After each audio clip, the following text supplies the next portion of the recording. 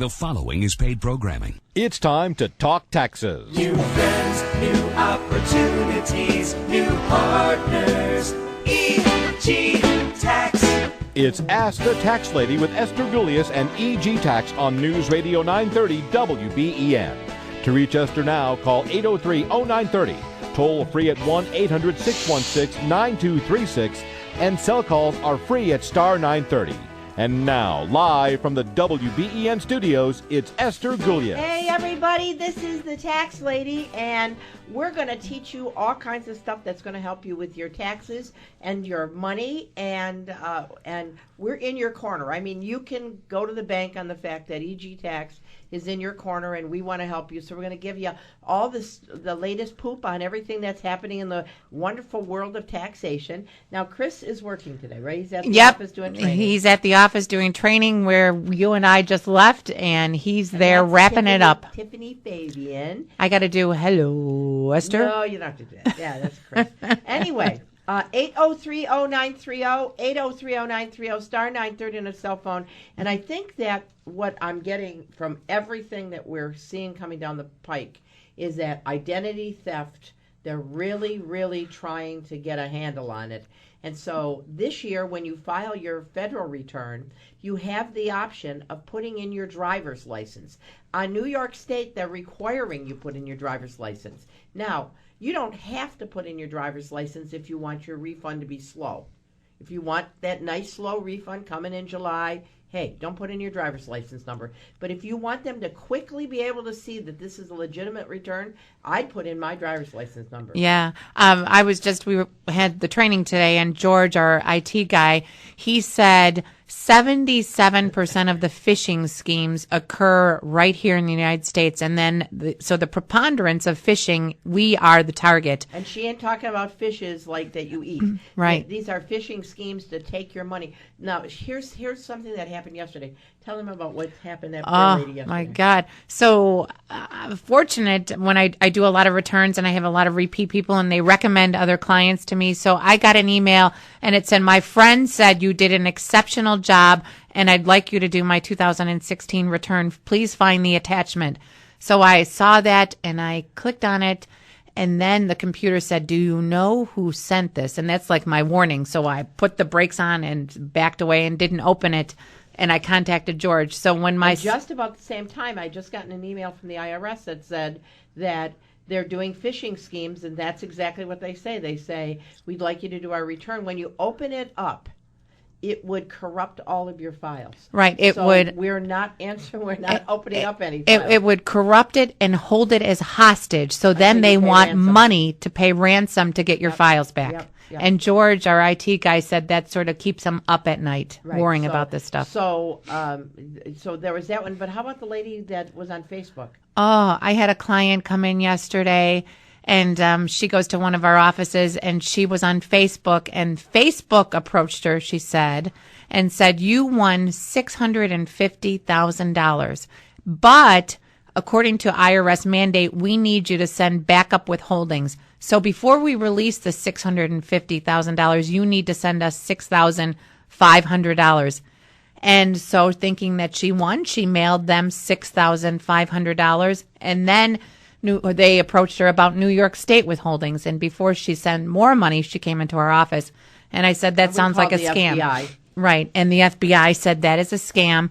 Here's the website address to fill out the application. You guys, don't, if it smells bad, or actually it smells too good, you don't believe it, at least give us a call and we will go through the paces to make sure that you're not getting hacked, because there are people who are in another country who have nothing else to do. They're not making any money, and your money sounds as good to them as anybody's money.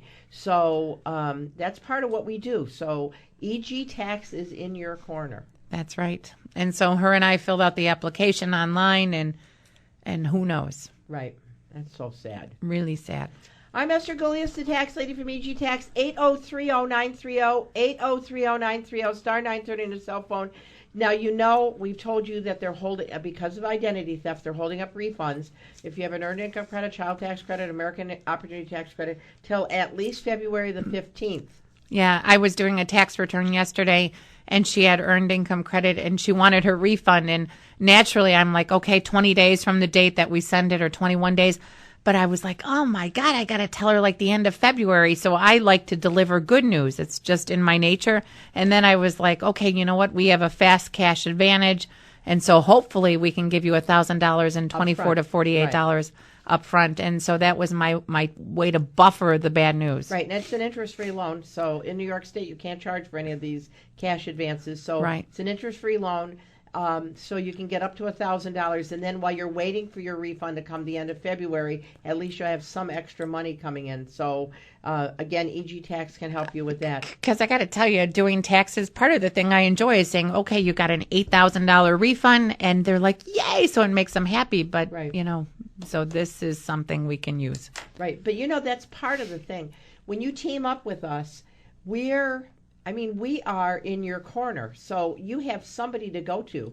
And that's part of what we want to do. We are experts at dealing with the Internal Revenue Service, answering all those nasty letters. Now, speaking of nasty letters, that's one of the changes in the tax law this year. If they've sent you a letter and you didn't answer it, they're going to disallow whatever you put on the return. Plus, they can sanction you for that particular thing that you didn't answer for the next 2 years. Right, that's right. So if you got letters and you didn't answer them, let's get them straightened out before tax time so that your 2016 return will go through okay. Yep, what you mean is there's one client that I had that had gambling winnings, and so they didn't report it. So they got a letter to report it, and then they opened up and said, we want to look at your American Opportunity Tax Credit. So what you're saying is if she didn't address the AOTC, she won't get that AOTC for the next 2 years. Which is $2,500. Right. So she would lose $7,500. That's a lot of money. That's a lot of money.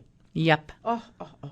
I'm Esther Gilius from EG Tax. Our office is open Thursday, the 19th. The IRS starts taking returns on the 23rd, so we kind of stockpile the returns. We send them in, and then they'll all that one day get processed by the IRS, so you'd be the first one at the water cooler, so to speak. Right. Right? Yep. Okay, so we want to talk about the 20 most common things that people, I don't want to forget. Oh, don't forget next Saturday. Next Saturday is Russ Gullo. That's January 21st, and it's at the Millennium. It's at 9 in the morning, and he is an exchange guru, expert. And so we're going to talk about real estate exchanges. We're going to talk about tax changes, a little bit about healthcare. Yep. Business expenses, business ways to handle your tax return. And so it's going to be a great seminar. His phone number is 675-1500, 675-1500 if you want to register for that seminar. It's all half-hour workshops, and I think you'll also enjoy that too. Yep. All right, so we're going to talk about, and I know we have phone calls, 803-0930, 803-0930, star 930 on a cell phone. Okay. These are things that people do that you need to be careful of. Transposing information when you're inputting it into the computer. Yep. Double check before you send in the return to make sure that those numbers that you typed in are what your W-2s and your bank statements say, because transposing numbers is one of the biggest problems that there is. Yeah, I know when I'm typing in a W-2 or a pension form, I always look at it twice, look at it 3 times, and it's really, really important. You could forget a decimal point, or you could leave off a 0 or put another 0, and so you really want to be careful. If you're doing a W-2 especially, when you take a look, you enter box 1, and if there's no box 14 adjustment, box 3 and 5, that FICA should equal what's on the W-2. Right. And so you would know if you made a mistake, because the answer would have been different than what they had. Or even little simple things like if you forget to check the retirement box on the pension form, then you could entitle yourself to an IRA deduction that you weren't entitled to. All right, let's go to the phones, and I'm going to talk to Deb. Hey, Deb, how are you? Hi, I'm good. I have 2 questions, and they're both very different. My first one is about people that haven't gotten health insurance this year. I know there's a huge increase in the penalty, $600 and some if you weren't able to, if you didn't have health insurance. Right. Correct? Okay. That's right. So, a person, say one of my kids, say if they're only working 4 days a week at a place that doesn't offer full-time employment and doesn't offer health insurance. Okay, so let me just tell you this. There's about 20 exceptions to penalty. All right, and one of them is that you're under the poverty level. So what your son would do is fill out the form that has to do with the health insurance, that he didn't have health insurance, and then what he's going to do is list that he falls under one of those exceptions, and then he doesn't have to charge himself the penalty. He probably doesn't, though. He makes just a little above. Well, it's 400% of poverty level, so that's part. It's a phase out. So how much does he make then in a year? Approximately. I don't know. Say if you make $12 an hour, you work 4 days a week at 8 hours a day. So he makes like $20,000 in a year. I don't know how to calculate it. Yeah. Okay. Well, here's the thing: when he gets his W-2, you can call our office. We have real people that'll talk to him. There's no charge to help him, and we'll tell him if he has an exception. And he's going to fill out a form 8965. 8965, and then we'll tell him if he has the penalty and if he qualifies for any of the exceptions. One of them would be an undue hardship, like he couldn't afford it. So, well, he is a dad. He is a dad. He is a single parent, and his child that he is raising receives SSI disability. Okay. It would be factored in, I guess. Yeah, it is. One of the exceptions, you can actually take your expenses and the money that you make and you see if getting health insurance is cost prohibitive. Right. And probably there's an exception that would fit for him, Deb. Yeah. Okay. Now, my second question, real quick. How do you calculate how much you charge persons to do their tax? Well, if it's a 1040 easy, we don't charge anything. Okay. All right? So the only thing we charge for is New York State, so it's going to cost them like $30 to do the tax return. Okay. And that's with the full guarantee. Okay? What about for people, average people, say like myself? Well, the average charge is like $98, so that would be high and low, but we're on average about $125 less than the national competition. So really? I think you'll find that our prices are very reasonable, and after you pay us once, you can come spend the rest of the year with us every day. There's no charge. So I think you'll find us to be very reasonable, and you'll have excellent service. Did you base it on the person's income or the amount? Oh, no. The forms. It's based upon what we do. So if we do a Schedule A, a Schedule B, a Schedule D with a lot of stock transactions, a Schedule C, each one of those schedules require extra time and extra expertise for each of those forms. So it's all based upon the number and type and complexity of the tax forms. Okay. It sounds good. Thank you so much. Thanks, Deb. Bye-bye. Bye. Yeah, have her son call. Yeah, there's a lot of exceptions, Deb, and there's forms for different exceptions, and I really think one of them he would fit, especially if he's a father trying to make ends meet with somebody who sounds like they have health needs. Because you don't have to include the child's Social Security That's and right. the AGI computation and the MAGI computation. Right. So you'd be surprised what's out there. And I have to tell you, this year, it's going to be repealed. So you really wonder how they're going to process these returns. You often say the teeth. It's missing some of It has no teeth. Right. There's no teeth. They've been knocked I'm Esther Golias, the tax lady. 803-0930, 803-0930, star 930 on a cell phone. We're going to take a short break. We'll be back with your calls on the other side.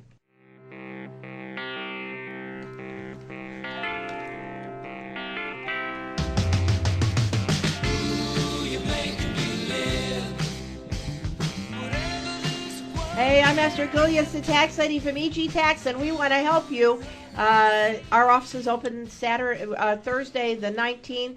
The IRS will be letting us send returns into them on the 23rd. Refunds are going to be held up, and if you're somebody that's stuck because you have earned income credit, additional child tax credit, American Opportunity Tax Credit, we are giving you the opportunity to get up to $1,000 advance on your tax refund, and it's an interest-free product that we're able to put together with our bank. And I just wanted to say, at the corporate office, we're doing returns today and yesterday and the day before. Yeah, our branch office is right on the 19th. Correct. 803-0930, 803-0930, star 930 on a cell phone, and I'm going to go to the phones because Terry's been waiting for so long. Hi, Terry. Hi, Esther. How are you? What's happening? My wife passed away late this year. Oh. And talking to Social Security, they said that I qualified for widower's benefit on top of my normal income. They're supposed to start the latter part of this year. What should I do to prepare for my taxes? So, Terry, are you a working gentleman? Yes, I am. So you don't have children in your home now, do you? Not at the moment, no. Okay.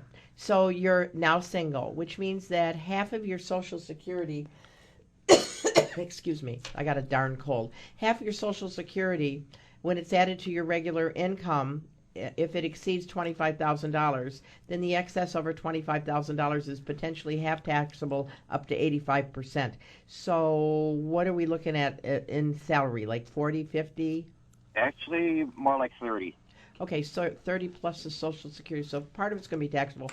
So what you can do is voluntary backup withholding on your Social Security, and basically you call the Social Security Administration and you tell them you want them to withhold, and I would say at the lowest level. Yep, and it would be a W-4V that you're going to fill out, and I agree, at the lowest level, I think that's 5%, or you could call your work and have some excess withholdings on your work W-2 too. Right, but it's going to be partially taxable.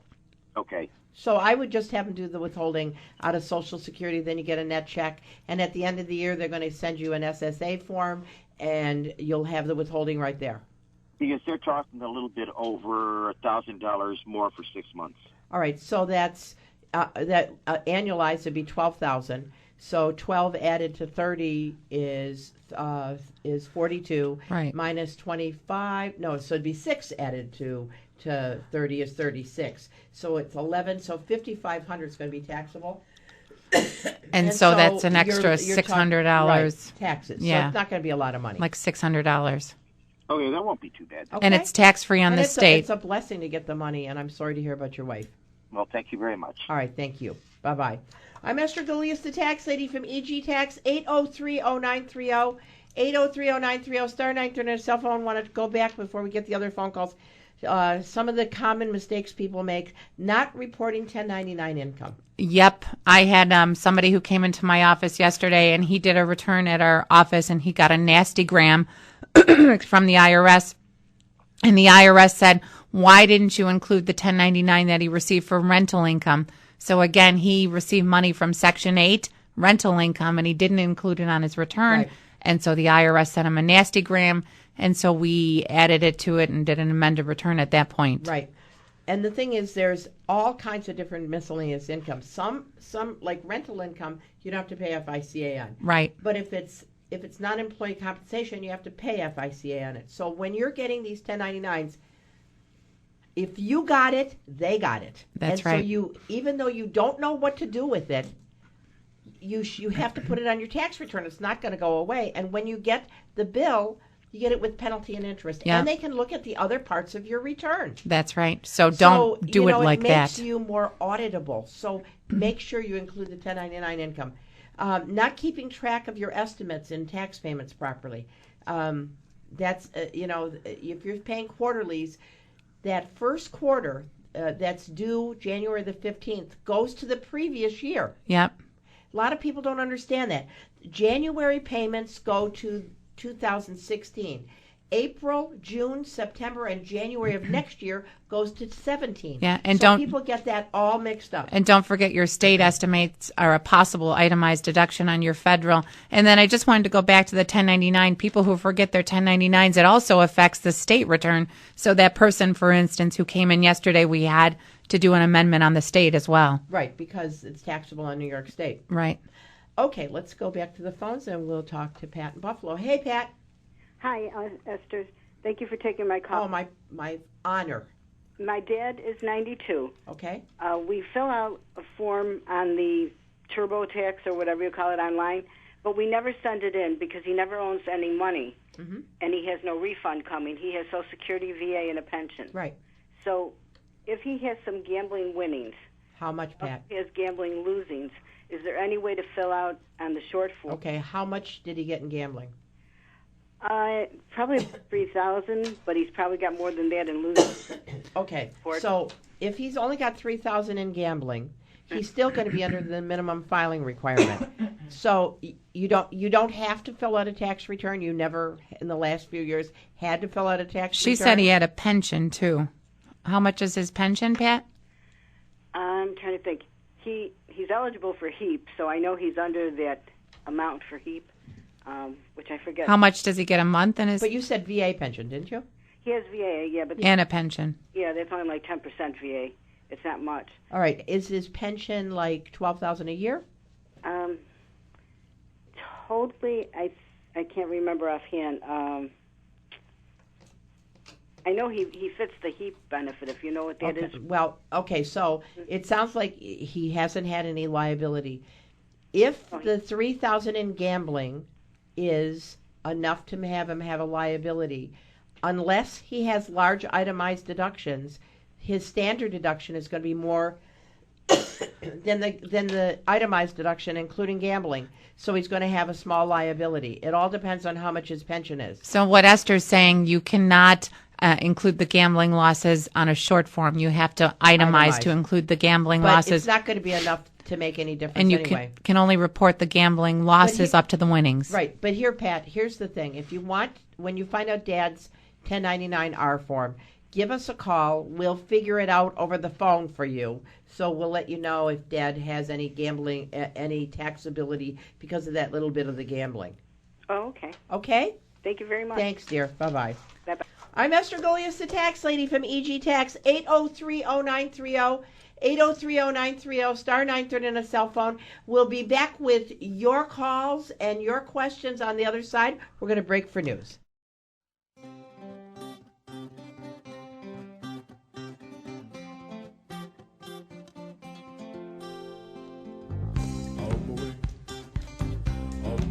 Oh, I like that one. I'm Esther Golias, the tax lady from EG Tax, 803-0930, 803-0930, star 930 on a cell phone. We're talking about mistakes people make when they file their tax returns. Then we're going to go back to the phones here in a sec. Not responding to vote notices. We talked about that. Yeah, and now the penalty can be like 2 years after. That's what I was just going to say, because even more importantly now, if you don't respond to like the education credit, you're going to lose potentially. The next 2 years. And that's trouble. And not doing the FBAR. If you are a U.S. citizen with money in Canada, we live right next door to Canada. So a lot of people from the United States got cottages in Canada, and they keep a nice little bank account over in Fort Erie. Well, if that bank account gets over $10,000, you have to do a FBAR report to report the holdings to the federal government. Now, failure to do that could be a $10,000 fine per bank account that you didn't report. And if they consider it malfeasance, where you would have deliberately done this, and it doesn't mean that you went and robbed a bank. It means that you just ignored what was well publicized. The penalty can be $50,000 per bank account. I mean, it's unbelievable. So you want to make sure if you have money in a foreign bank and you're a U.S. citizen, and that means that you could be a dual status citizen in Canada, Canadian and U.S., you got to do an FBAR report. Yep, that's right. Okay. And it's really easy. You just go to irs.gov and you can fill out the FBAR there. The FinCEN. Yep, exactly. And if you need help, we also do the FBARs for you. That's the FinCEN. Right. Okay. Then the other thing is stretching the truth. Yeah. Stretching the truth is no good. No. Not when you're doing your tax return. And it can really being truthful is a wonderful thing. I think you were with a client the other day, and he was a potential new client, and somewhere else that he was going, it wasn't completely on the up and up, and you said, this is how it's got to be done. Well, I mean, they were taking losses on rental property that he was renting to a friend. Right. And he wasn't even charging her rent. Yeah, that sounds like and they were taking $11,000 on losses. I said, you can't do that. Non-for-profit. And he said, well, why would this other guy do it? And I said, I don't know. Maybe he really likes you and he doesn't mind going to jail for you. I don't know, but I wouldn't do it, and I don't think you should. You know? I mean, I said it takes no talent to cheat. just sit home and open up the computer and do it yourself then, right? Well but if put. you really don't want to cheat and you really want somebody to back you up and you want to make sure you don't overpay, then you want somebody that knows what the heck they're doing, right? That makes sense. All right, let's go back to the phones. I'm Esther Golias, the tax lady, 8030930. 8030930 star 930 on a cell phone, and I have my honey child from Atlanta, Georgia, on the phone. Now you're not from Atlanta, are you, Lair? Miss Esther, I surely am, darling. I want to say you and Tiffany, happy belated New Year to you. Oh, thank you. Thank you also, Larry. Happy 2017. What's happening, sir? Oh, well, darling, first thing I want to say, you talk about Esther, my friend, the biggest error people are making when they're doing the taxes is not calling EG taxes. Oh, you're so sweet. And we didn't even have to pay you anything, right, Lair? Not a penny. I know that from you listening to the radio show, Chris has started doing your return, and I think that he's done a great job. I hope it's okay to say. And we give you a lot of we're advice. not just tax people at tax time. Whenever you need us, we're there, right, Lair? Positively, Chris has been and will be doing phenomenal, and you too, Tiffany, a phenomenal job. Now, here's the thing: we've never met you, Larry, have we? No. But I have a whole visual of you. You got to send a picture the next time. I will. or like I should like you on Facebook or something like that. So, Larry, Larry, you got any questions? Yes, I do. Yes. Yes, sir. Okay, so a couple of things. One, I want to ask you what I should do. I'm getting my numbers ready for Chris. Number one, I should have that in a couple of weeks. Number one. Number two, actually, of course, you guys know I travel a lot, and in fact, for the next 10 years, my mission is to travel. So one of the things I'm thinking of doing, and I'm glad you mentioned the foreign bank tax, is maybe spending 6 months, in Japan or Thailand, or maybe 8 months motorcycling across Australia. So if I have that foreign account, but I keep a floating balance of $9,000, let's say, then you're good to go. You don't have to do the FBAR. that's a really good question too, Yep. Larry. So if it doesn't grow to 10,000 or more, then you don't have to do the FBAR report. Okay. Larry, have you ever been to China or Japan? Not yet. Yeah, I know that's on Esther's list. I would love to go to China. Oh, yeah. It's on my list. Yeah. I would really love to go. But because I'd like to see the Great Wall, on and I'd like to see on the another terracotta soldiers. Sorry. On another note, I also know for your job you travel a lot too, don't you, for real estate, Larry? No, Not so much. I'm going down. I just came back from 3.5 weeks in Hawaii. I love Hawaii. What island did you go to? You need to get real estate there. No. I tell you, it's a job. Yeah. And I don't want anything high maintenance. Larry, what island did you go to, or islands? I went to everyone. You did. I went to Kauai, Maui, Oahu, the Big Island. I went to all the big islands. Did you have a favorite? Actually, good question. It's really hard. It's really hard because each one is unique. I think maybe the Big Island was great because I had wonderful experiences, and but each one is unique. Yeah, that's true. Well, Maui is my favorite, so I love Maui. Oh, I love Lahaina. The time we went whale watching was pretty Larry, amazing. so you have a wonderful beginning of the new year. Thanks Keep for it under calling. 10. And if you need anything, you know where we are. Thank you, John. Thanks, Larry. God bless. Happy New Year, Larry. Yeah, Larry's a good guy. Very. He's a good guy. I wonder. We have to look at him on Facebook. I'm going to. Right. My All right, 2007 we're going to go back to mission. big mistakes people make. Again, 8030930, 8030930, star 930 on a cell phone. Stretching the truth, and that means under the table income. Right.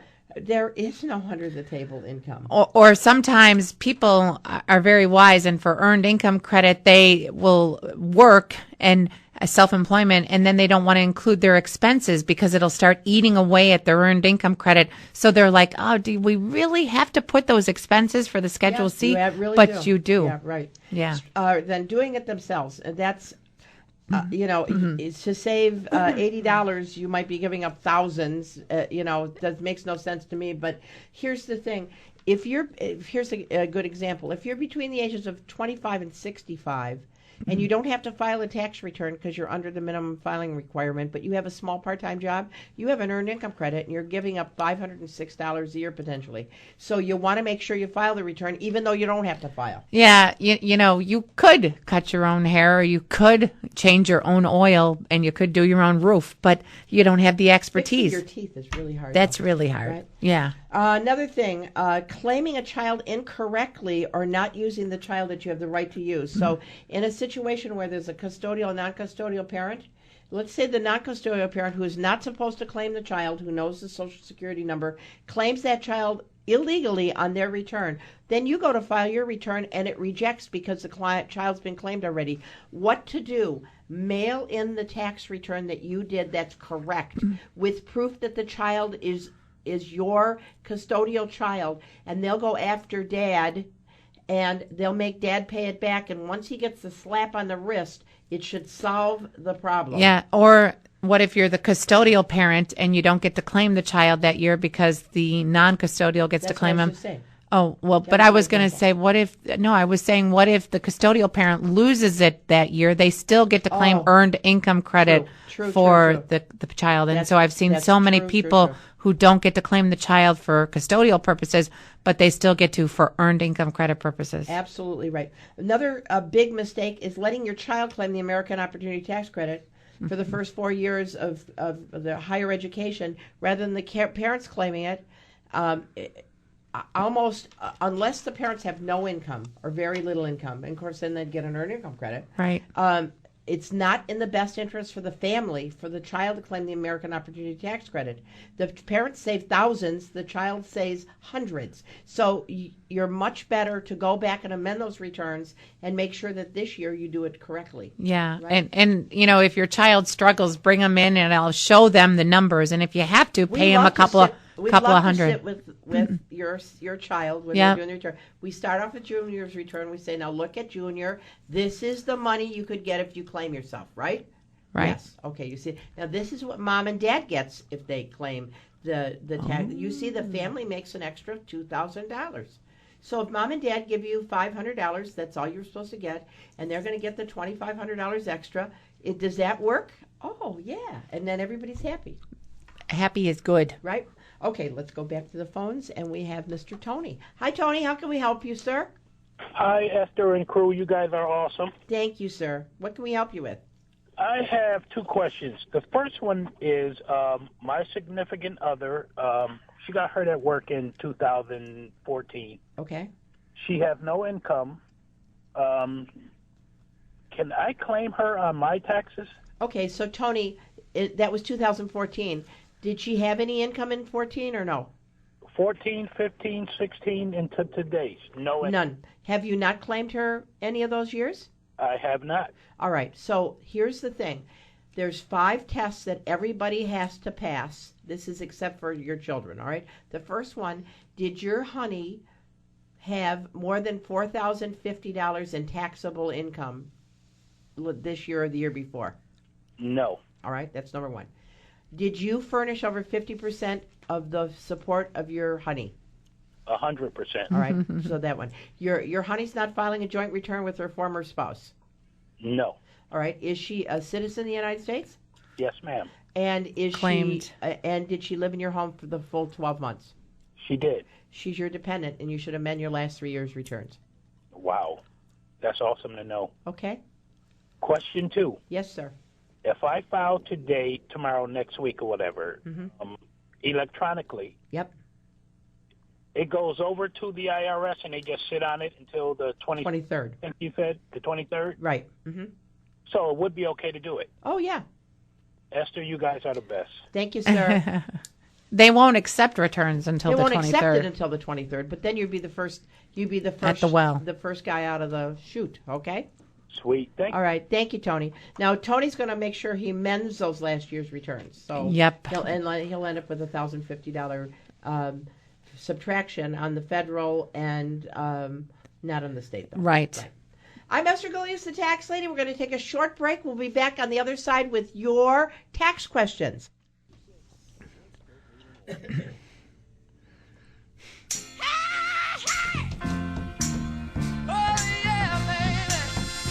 Here it is. Like a fool, I went and stayed too long. I'm wondering if your love's still strong. Baby. Ooh, baby. I'm Esther Julius, the tax lady from EG Tax. Hey, our offices are open. Our corporate office is open every day, but our branch office is open on the 19th. The IRS is open for business on the 23rd.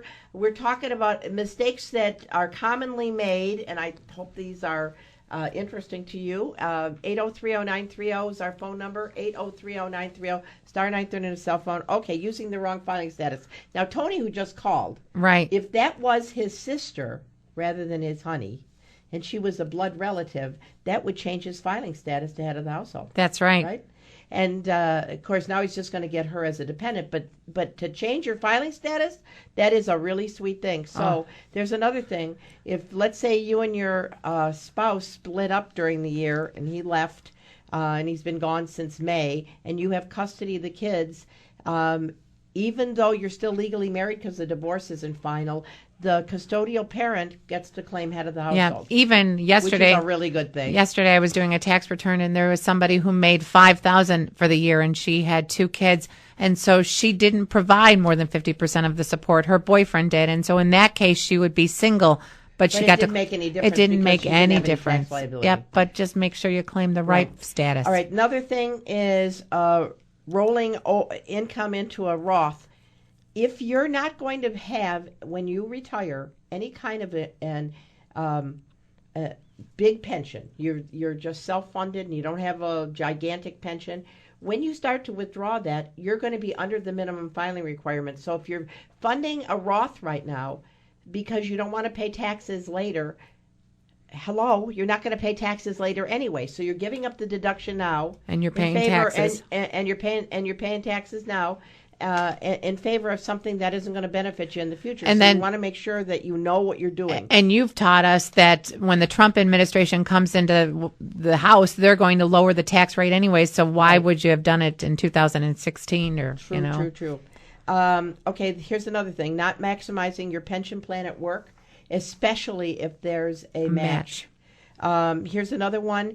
You doing a C corp rather than an S corp. If you're incorporated and you're a C corp and you qualify to have an S corp, one of the good things is the Trump administration is promising cutting the rates to 15%, which would be marvelous.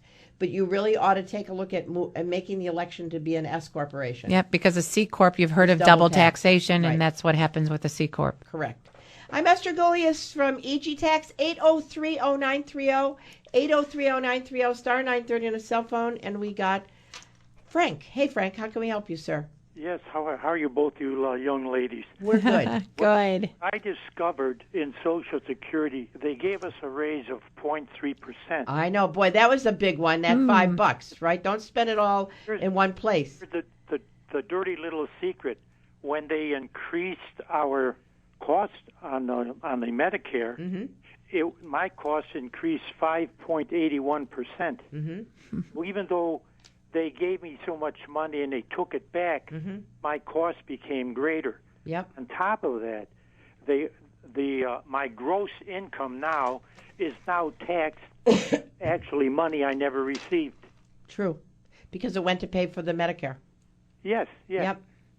That sounds like a humdinger. And that's where I think everybody realizes, Frank, is it's getting tougher and tougher for seniors who are on a fixed income to make ends meet because everything's going up. And especially medical costs for seniors are going up. And, you can't, it's not like when you're 75, you can go out and get a job. Well, it becomes a real problem. I can't tell you when I go to Wegmans or I go to CVS or Walgreens, I see more and more seniors working because they're probably going back into the workforce. Because it's tough. Yeah. It's tough. I mean, you're getting very little return on investment. Right? Yep. And then your Social Security is flat for all intents and purposes. And like Frank says, his medical expenses are going up. So, and the other thing is, but a lot of people don't know, Frank, is that let's say you hit the lottery or you gambled and you got like $15,000 extra from gambling, that can make your medical contribution for Medicare Part B go up even further because they base it up on your gross income, even though you might have lost the money gambling. Yeah, but if that happens, fill out an exception form. That's exactly right. Yeah. So, Well, this now looks like it's all prorated. So the more you make, the more you pay. the more you pay. Right. Yes. Right. Okay, Frank? Thank you very Thanks much. Thank calling, you for sir. the information. Yep. I'm Esther Golias, the tax lady from EG Tax, 8030930, 8030930, star 930 on a cell phone, talking about things, mistakes people make on their tax returns, is not fixing a rejected a rejected return. Yeah, I did one of those the other day. She said, I got a letter. I thought I sent my 2015 return, but I got a letter from the IRS, and it said, where was my return? And I thought I sent it, but she did not. So if you're doing it yourself and it rejects, it means that you sent it in, but they said, oh, no, we don't like it. You got to fix it. If you don't fix it, that means you didn't send in your return.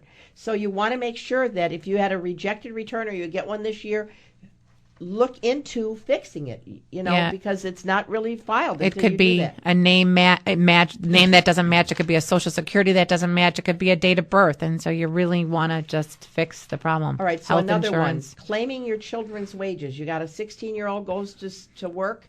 A lot of times parents will come in and they put it on line 7 on their own return. No. That's not what happens. You file Junior's return himself. Yep. Even if the kids have taxable scholarship, that would go on their return and not your return. Right. And then here's another one, not doing the exception to the Obamacare penalty. Yep. If you're somebody that doesn't have health insurance, there are a bunch of exceptions to penalty. And you don't have to pay the penalty if you fall into one of these exceptions. That and was like Deb who called earlier about her son. Sorry. That's right. So if it's I can't afford it, I've conscientiously object to it. It's a hardship on my family. It's more than 8.05% of my income. I mean, there's all. It's under the poverty level. You fill out the exception form. You don't have to pay the penalty. And and then here's the last one that I have. Filing before you have all your information. A lot of times taxpayers come in this time of year because they really want the money, and I don't blame them. They want their refund, but they don't have all the forms that they're supposed to get, especially if they are on a subsidy with Obamacare. So you're supposed to get a Form 1095A. If you file the return without the 1095A form, it not only makes your refund slower, it takes till like June or July to get the money. Yikes. So instead of wait for 3 weeks before Right. you file your return, make sure you got your New York State unemployment. Make sure you got your SSA form. Don't file a partial return. It holds up the refund rather than making it faster. Yep. The IRS law is you have to file a complete and accurate return. Okay, let's go back to the phone and talk to Mr. Joe. Hi, Joe. Yes, ma'am. At what point does Social Security disability turn into regular Social Security? Is it a certain age, or how does that work? I don't exactly know. I think once you reach normal retirement age, which would be 66, but if you want to talk to the financial guys, Mike Hayfleck is a Social Security expert. But my assumption would be at normal retirement age. Joe, is that all you get? Is Social Security disability pay? No, I get an Army. Okay. VA pension. So well. none of his income is taxable anyways because his. Right. So there is no taxability event even if it's disability or when it becomes regular Social Security. You know that, right? For you. Correct. Yeah. So. But I don't know exactly when. But my assumption would be at age 66. I'm looking it up, but I'll probably never get it before the end of the show. Mike Hayfleck's phone number is 633-1515. He's a Social Security expert. And do they recalculate the amount that you receive, or is it going to stay the same as the? Again, that's what Mike would have to give you. I'm not a Social Security. She's expert. feverishly looking through her book, but full retirement age is if you're born after 59, it'd be 67. Prior to what year were you born? 52. 52. So that is 66. But I don't know if they're going to recalculate. Mike, Joe, could you call Mike at give him a call. 633-1515, 633-1515. Okay. Mike Thanks, Hayfleck. Bye-bye. Sorry. And I'm going to go quickly to Terry. I got a minute, Terry. What can I help you with? Hello. Yes. Just wondering, when you were talking about, and I didn't catch the second part to that, it was F something that you must the FBAR have money in a foreign country. Right. Foreign banking, accounting, reconciliation. Reconciliation form, FBAR. FBAR. FBAR. FBAR. And then she has to do a SIN. And you go to SINFIN. If you type FBAR under Google, then FinCEN's going to come up, and so there's where the form is going to be. If you need any help, call us. But if you have money in Canada, you got to do it. And if you haven't, it's been about 5 years, you have to go back and do it for each of the 5 years. It's an informational form. It's not a tax. But if you don't do it and they start coming after you, the penalty can be $10,000 up to $50,000 per account. Okay. Does this also affect if you have not the actual, if you have under $10,000 in cash, but if you have retirement savings over there? Yes. Yeah. Same thing? Yeah. Mm-hmm. So maybe you want to call us because I'm running out of time. But if you want to call 632-7886, I'll help you. Okay, Terry? Thank you. Thank you, dear. I'm Esther Gulius, the tax lady. You know, when you're in the middle of the night, got a tax question, email me through my website, askthetaxlady@egtax.com. We're here next Saturday, all during the week. If you need the best tax help, we love you and we want to help you. Bye-bye. Have a great week.